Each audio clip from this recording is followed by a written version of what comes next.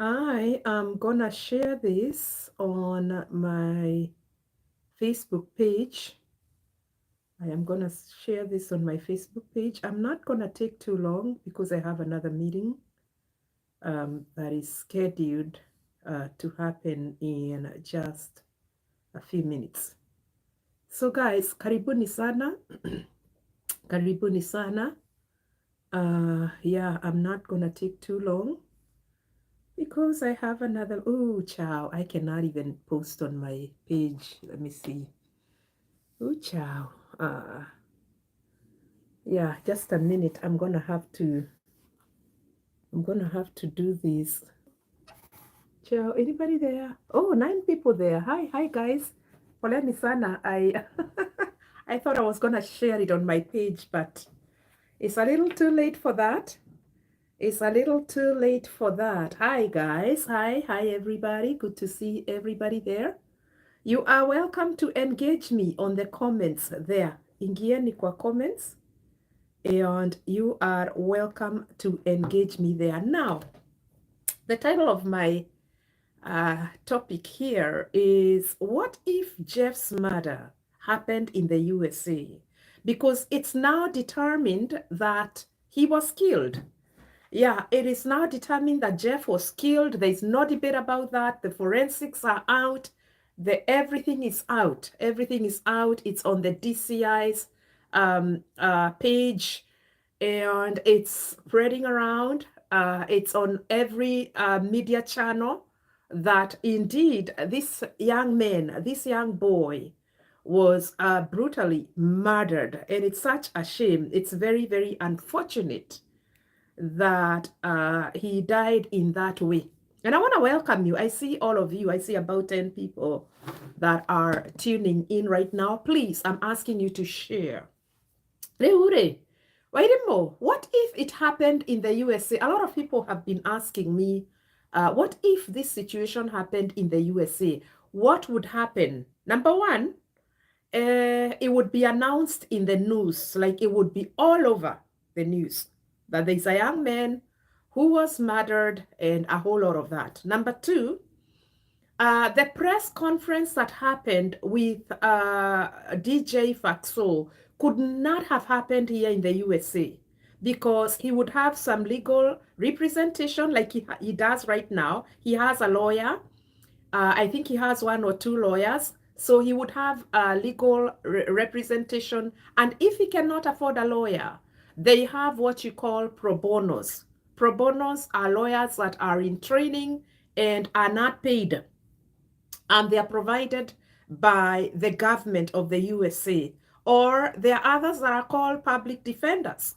They will pick up on the case and at least help. They are not paid, so you wouldn't have to worry about lawyer fees and all that stuff. Now, the problem about using pro bonos is they don't care whether they lose. I mean, you're not paying me anyway. So they will do their best to kind of represent you well because at the end of the day, they are building their name and they are building their career, but they are not there.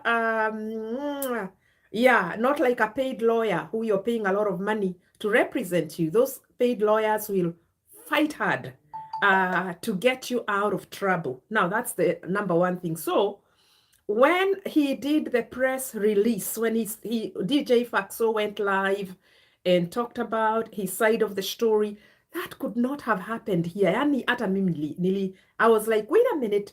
The lawyers are standing there, watching this guy contradict himself, talking with two sides of his mouth and lying all over, not making any sense, kind of coming across as a little incoherent, not making sense, things not adding up and leaving the viewers and everybody confused. So that would not have happened here. I've never seen it happen here.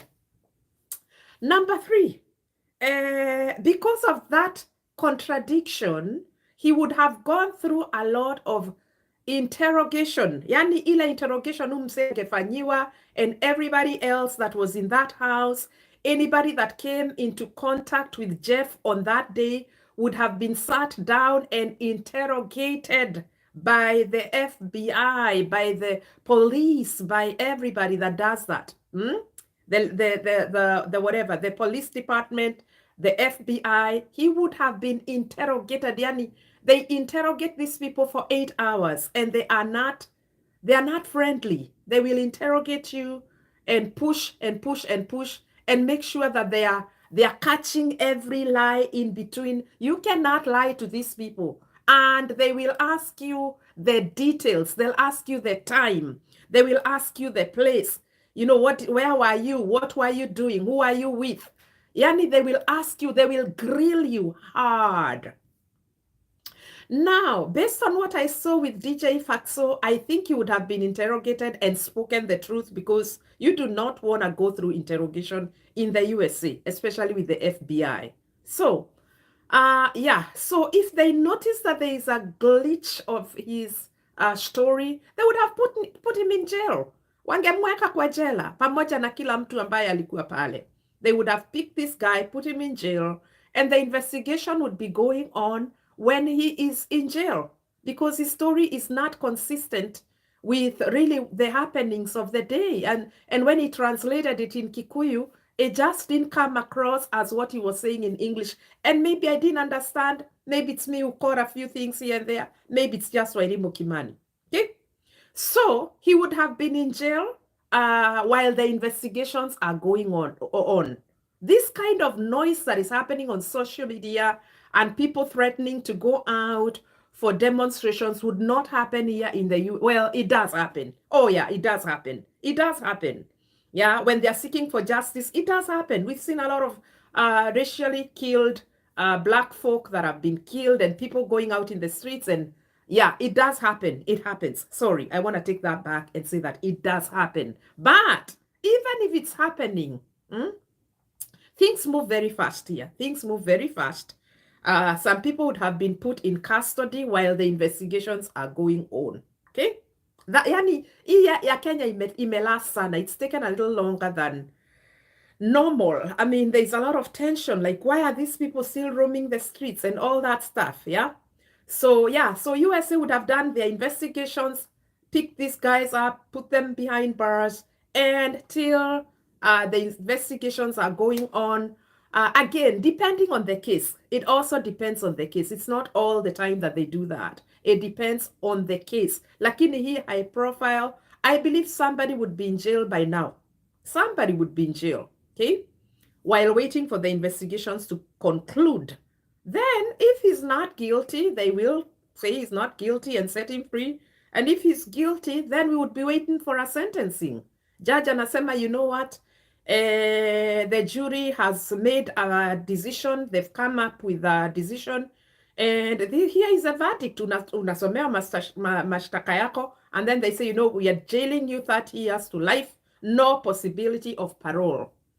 Or you are going to be released in 30 minutes, in 30 years, if you don't have any previous crime. If they look at your background check and they realize that you have never committed any crime, then they would really pass you and say, you know what, we're going to give him 30 and yeah, with the possibility of parole, meaning you can be let out.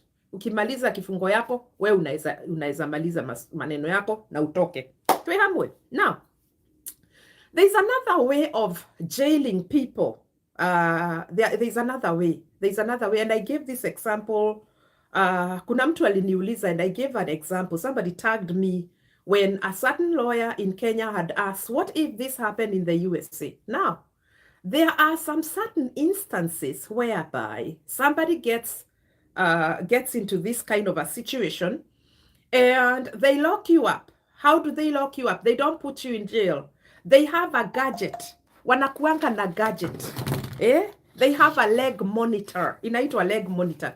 Anyway, hii ni nini yangu ya blood pressure. This is a blood pressure nini that I use at work. Hii ni yangu ya nini. I'm just using this as an example. So they have a leg monitor, this size. They have a leg monitor. Wanakuweka a leg monitor. Wanakuweka kikitu kwa mguu. They put you a device, a gadget on your right. I think it's on the right leg. That gadget ukiekwa, it's connected to the police. It's connected to the police so that you cannot leave your house. It's called house arrest. Yani mimi Wairimu niwekwa hikyo kikitu na siwezi toka kwa nyumba unless the judge decides, you know what, she goes to church, akubalishwa aende church na aende bank like once a week, and they really control you. Wanakwambia church huwezi kaa more than 3 hours. Church, I don't care whether there is a wedding, I don't care whether there is a funeral, you cannot stay for more than 3 hours. They control your time, they control where you're going, and that's just the way it is. So you can imagine staying at home and wait until Sunday, unaenda church, and then unarudi nyumbani. Yani hakuna places unaweza enda. And they take your passport.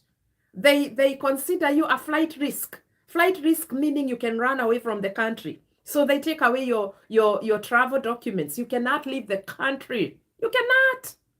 Huwezi toka kwa hii country. Utakaa hapa mpaka historia yako ishe. So, some investigations are quite long. So you stay with that monitor for a long time. A long time. Because they just don't want to implicate you, akuwekelee maneno without thorough investigation. Man, these people do thorough investigation. They do forensics. They do toxicologies. Mwili ya Jeff ingeshatolewa. There would have been an order from court to exhume the body so that it can go back to the lab. If I knew another toxicology examination, kuangalia, okay, the cause of death, washasema it was a murder, how did it happen? Is there a weapon? Was he molested, or what do you call it, sodomized, waangalie hiyo maneno, and all that stuff. So it's really a process, but at the end of the day, kuna mtu angewekwa jela. I don't know if there's anybody with a question here. Let me see. Come to Kenya. Ni kama walilipa hadi police. I know. Hi, Mwangi. Mwangi, wewe, I asked you a legal question huku nijibu. When this guy went out on a press release, alienda huko kuongea huko DJ Fatso, and he had his lawyers there, and I thought, gee, these guys are dumb. You don't allow your client to talk about a case that is heading to court. Sasa now this guy went saying all that nonsense. Like I said, he sounded incoherent. He was not making any sense. And here we are suspecting that he lied. And I think he lied. I don't know. I don't know. But there's something a little off about that guy. Either he did it, or he knows the whole story, or I don't know. I just don't want to point fingers at him, but they are already pointing at him. Anybody who was in contact with Jeff, lazima afinywe. And I don't know if the DCI will do that. I don't know. I don't know how law works in Kenya. But here, hii maneno ni chap maze. I mean, they kill black people in the streets, and everybody goes out in the streets. And they protest, they scream, the president talks about it, and eventually hawa watu wanakamatwa, wanawekwa jela until the investigations are over. And when the investigations are over, they conclude if you did it, you did not do it, and then wanakuachilia we unaenda zako. But I'm telling you, ingekuwa hapa USA, hao watu angekuwa nje. No. From the moment people started screaming on Facebook, and people started going for protests, because people have been out in the streets. I've seen people out in the streets saying, justice for Jeff. Iyo kitu ingeshashika attention ya serikali. And they would have gone after these guys hard. They would have put them behind bars until this thing is investigated and thoroughly investigated. And then they come up with a verdict. Waseme, you know what? Wewe ni mkora, uliua, uende ukafinywe huko. Ure, sasa hii maneno ya Kenya. Anyway, it might be the very first case that we see justice delivered, because you remember we had those guys from Embu, you know, those jamas from Embu, and we went out again saying, oh, justice for the boys in Embu. And then what? The case turned cold. Sijui kama hawa watu waliachiliwa. I think it was the police that was involved in this nonsense. They killed 2 boys and they got away with it. So we are hoping that this time around, hey, you know what? I know the Ruto government is in power, but guess what? It's going to reach a point where hata sisi tutakuwa in power.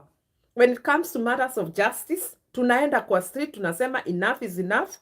We are not gonna allow young boys to die just like that. We ain't gonna allow that to happen. And I really like the way Kenya is doing it. I like the way people are becoming more vocal when it comes to matters of governance, when it comes to matters of law. People are becoming loud, and it is what it is. So yeah, anyway, I don't know if there's anybody with a question. I really want to get out of here because I have to run and do something. Yeah, nani ako na swali hapa, but that's just the way, in a nutshell. That is what would happen in the USA. The moment that people started making noise is the moment that these people wangeshiko, and in some cases they are very fast to arrest people. They arrest them, they put them behind bars, and then they do their investigations while those people have been put away. Lakini kuna cases zingine, especially when it involves like a policeman, you know, law enforcement. We've seen some law enforcement, mapolisi, staying away. Like people are wondering, wait a minute, he killed, yeah, that white guy killed a black man. What is he doing roaming around the streets? And people just go crazy. And people start shouting on social media. People go out in the streets, and guess what? Huyo mtu alalangi kwake. They pick him up and they take him to jail. Wanaenda kufanya investigation yao huko, as long as he's there. Otherwise, people will start threatening him with death and whatnot. Tumeona people have even gone to a suspect's house. Wameenda huko and they've started screaming outside there, and it puts the family of the suspect at risk because you don't know whether they're gonna blow the house and waichome and nini. So it has also happened here on numerous times. It's happened here, even though it's faster here. Justice is faster here, especially kama hii kesi ya Jeff. Yani, this is very easy. It's very easy. It's not hard. It's not hard. It's not without a trace. It's not a situation like without a trace. I mean, there's just all these small things that are pointing into a lot of things.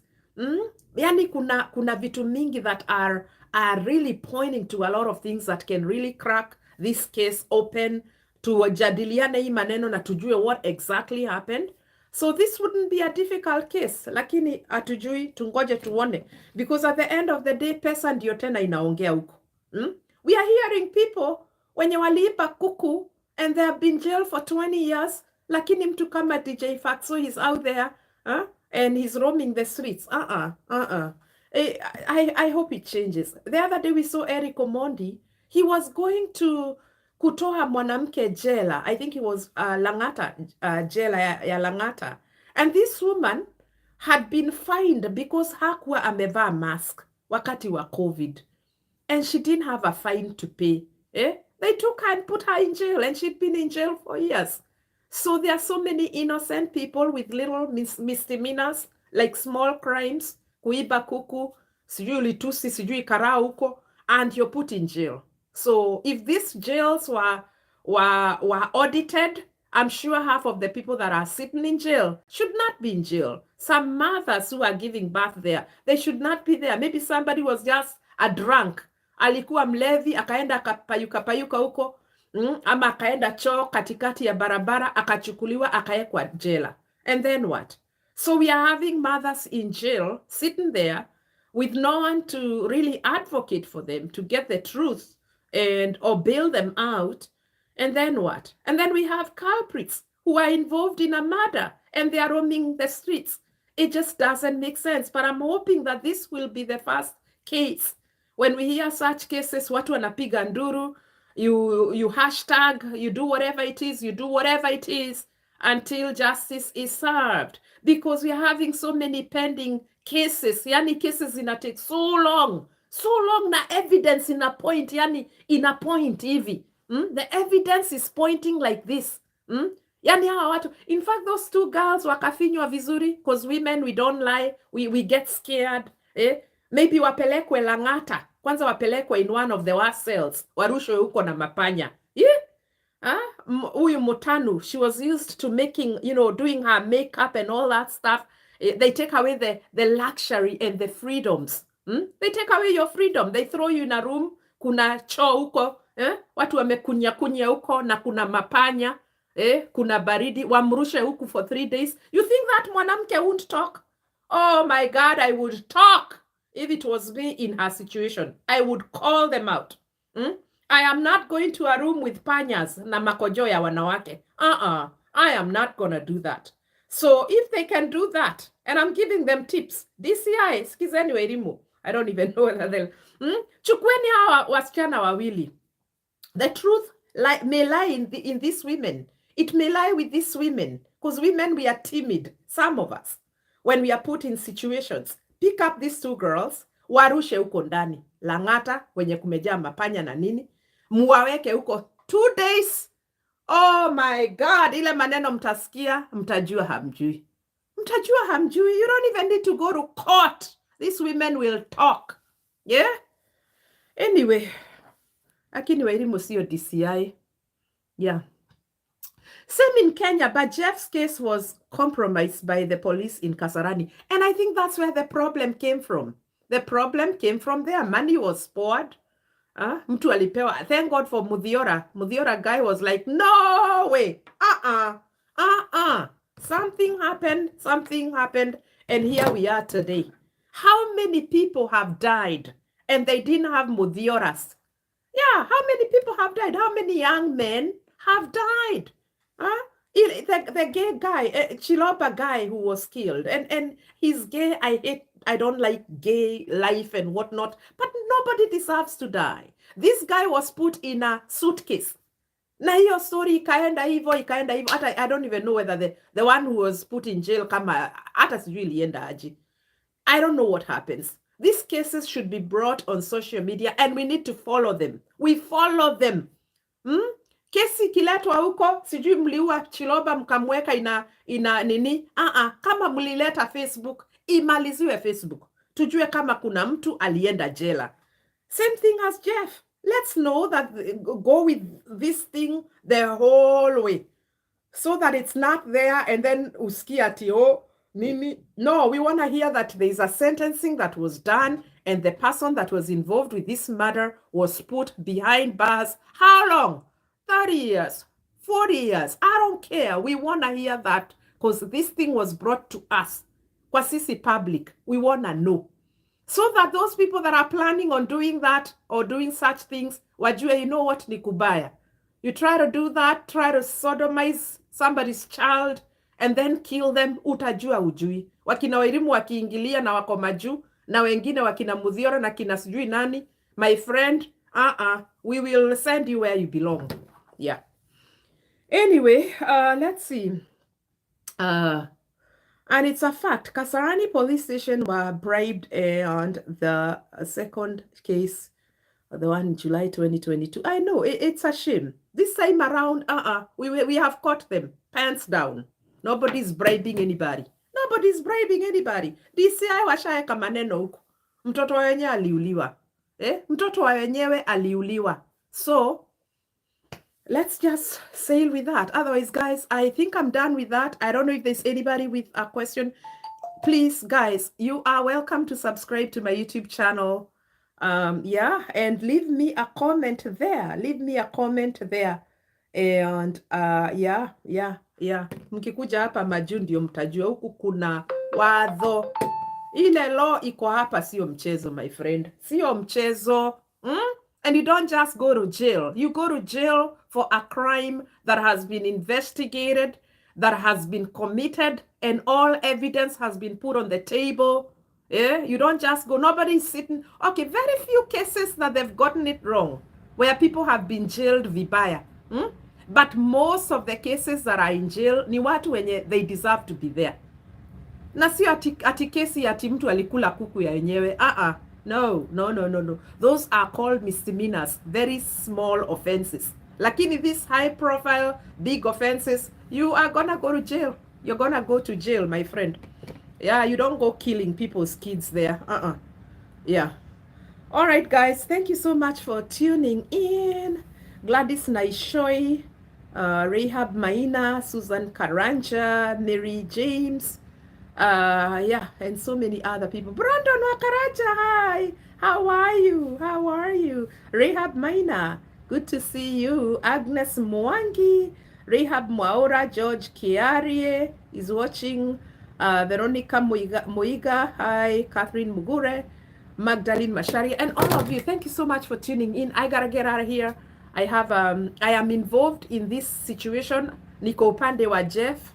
I am in a WhatsApp group that belongs to the family, and we are doing some prayers there. Tunaomba huko with Muhesh Nungari.